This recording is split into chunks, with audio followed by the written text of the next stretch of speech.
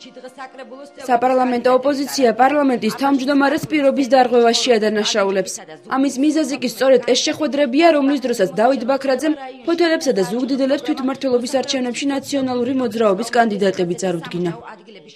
მთავარია ყველაფერი მივიდეს ბოლომდე, მთავარია ყველაფერი დასრულდეს წარმატებით და მთავარია ბაქრაძის ამ ნაბიჯმა საპარლამენტო ოპოზიციის პროტესტი გამოიწვია. როგორც თავად ამბობენ პარლამენტის თავმჯდომარის როგორც ქვეყნის მეორე პირის წინასაარჩევნო საქმიანობა, სხვა არაფერია თუ არა ამ მომრჩევლებზე ირიბი ზეწოლა. ეს არის გარკვეული გარემოს შექმნა მოსახლეობისთვის, როდესაც პარლამენტის თავმჯდომარე თქვათ ახდენს თავისი პარტიის კანდიდატების წარდგენას. თვით აკრძალვა დაიწესა ბატონმა ბაქრაძემ, როცა დაახლოებით 1 კვირის უკან ბიუროს ხდომაზე განაცხადა, რომ არც ერთი საჯარო მოხელე არ უნდა ჩაერიოს აქტიურად წინასაარჩევნო კამპანიაში.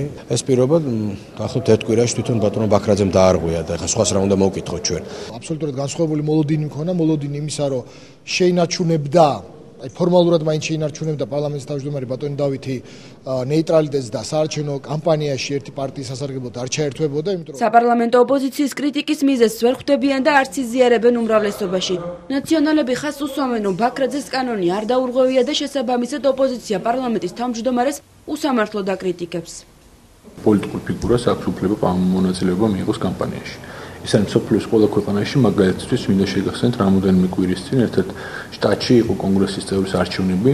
იქ ჩასული იყო შეერთებული შტატების პრეზიდენტი ობამა, რომელმაც წარადგინა და ასე ვთქვათ, რომელიც წარადგინა დემოკრატიული პარტიის კანდიდატი. ისე როგორც ბატონი ბარაკ ობამა ასევე არის დემოკრატიული პარტიის წევრი, ასევე ბატონ ბაქრაძეც არის ნაციონალური მოძრაობის წევრი. უსამართლობა არის უმცირესობის მხრიდან, პარლამენტის თავმჯდომარის დადანაშაულება, რაცა მიკერძოებაში.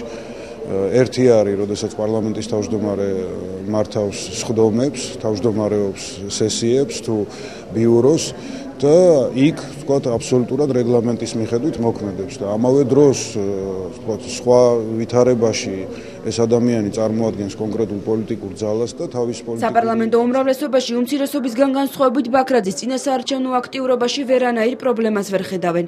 მათი თქმით, მთავარია თანამდებობის პირებმა წინასაარჩევნოდ ადმინისტრაციული რესურსი არ გამოიყენონ.